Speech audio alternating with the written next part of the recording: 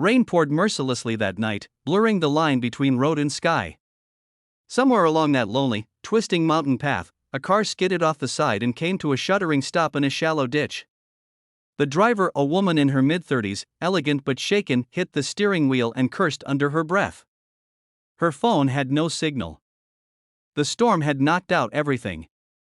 She was stranded, cold, and utterly alone, until a pair of headlights cut through the darkness. A pickup truck slowed, stopped, and out stepped a tall man in a worn jacket, holding an umbrella over his head. "You okay, ma'am?" he asked in a voice that was calm but carried quiet strength. She didn't know it yet, but this stranger would change her life, and he didn't know that the woman he was about to rescue was the CEO of the very company he worked for. The man's name was Daniel Hayes, a single father of a 10-year-old girl named Lily. He worked long hours at a construction firm, doing whatever it took to provide for his daughter after losing his wife in a car accident 5 years ago. His world revolved around Lily, her laughter, her small drawings that covered the fridge, and the way she always waited by the window for him to come home. That night, Daniel had just finished his late shift and was driving home through the storm when he spotted the stranded car. He didn't hesitate. He pulled over, grabbed his flashlight, and hurried toward the vehicle. Inside sat a woman, shivering, her hair damp from the rain. Her name was Claire Morgan. "Engine's dead," Daniel said, after a quick look under the hood. "And no signal out here. You're lucky I came by. There's a small cabin not far from here. I can get you there, warm you up, and call for help in the morning." Claire hesitated. She wasn't used to trusting strangers, especially ones who looked rough around the edges, but there was something sincere in his eyes. She nodded, and within minutes they were back in his truck, heater blasting. As the storm howled outside, the cabin was small, humble, and smelled faintly of coffee and pine. Daniel stoked the fire while Claire sat wrapped in a blanket, studying him quietly. He was strong, but gentle. Rough hands, kind eyes. A man clearly carrying the weight of something, but still standing tall. He offered her tea and smiled when she thanked him, though his smile carried the quiet fatigue of a man who had known too many hard days. They talked. Slowly, naturally. She told him she was in town for business, though she didn't mention she was the CEO of Morgan Tech, a fast-growing company known for its demanding work culture. He told her about Lily, about losing his wife, and how life had taught him to keep moving forward no matter what. "People don't need saving," Daniel said softly, staring at the fire. "They just need someone to remind them they can still stand." Something in that line hit Claire deeply. For months she'd been drowning in pressure, board meetings, investors, endless decisions. Success had brought her money, power, and loneliness. But here was a man who had lost nearly everything and still found gratitude in simple things: a hot meal, his daughter's smile, the strength to keep going. By morning, the storm had cleared. Daniel helped tow her car to the main road and refused her offer of money. "You don't owe me anything," he said with a shrug. "Just get home safe." She smiled, touched by his kindness. "You're a good man, Daniel." He chuckled. Just a dad trying to do right by his little girl. Days passed. Claire couldn't get him out of her mind.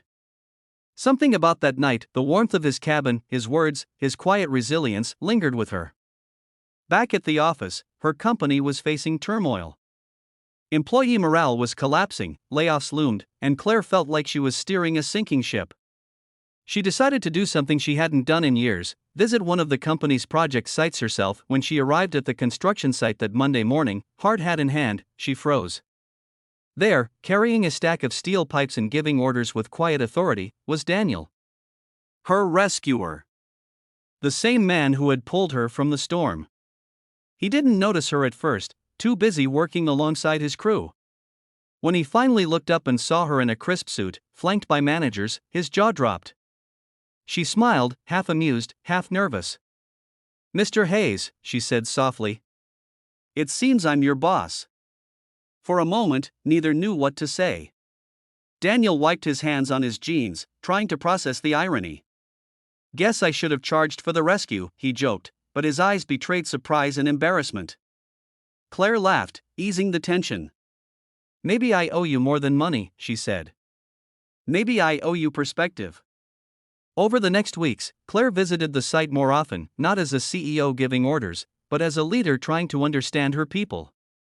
She noticed how Daniel treated everyone with respect, how he always looked out for others, how the men trusted him more than any supervisor. One evening, as the sun dipped behind the cranes, she asked him why he worked so hard. He smiled. Because my daughter's watching.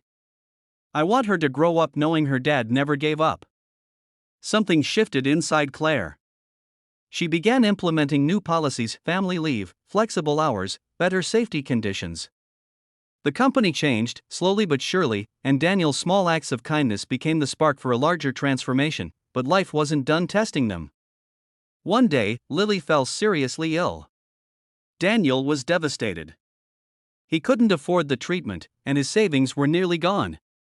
When Claire found out, she quietly covered the hospital bills under a company welfare fund, never telling him it was her. She visited Lily often, bringing her books and gifts.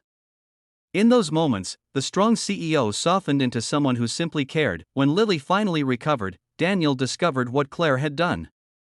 He found her on the rooftop of the office building one evening, the city glowing behind her. "You didn't have to," he said quietly. "You already saved me once," she replied. "It was my turn." They stood in silence for a moment, two souls who had crossed paths by fate, both scarred yet healing. "Funny thing," Daniel said, looking at her. "That storm, I thought I was rescuing someone. Turns out, I was being rescued too." Claire smiled, her eyes glistening. "Maybe we both were." The camera pans out, the city lights shimmering like stars, and Daniel's voice echoes softly as if speaking to the viewers. Sometimes, the people we help end up saving us in ways we never expected. Kindness, it's never wasted. It always finds its way back. Fade out. End credits roll.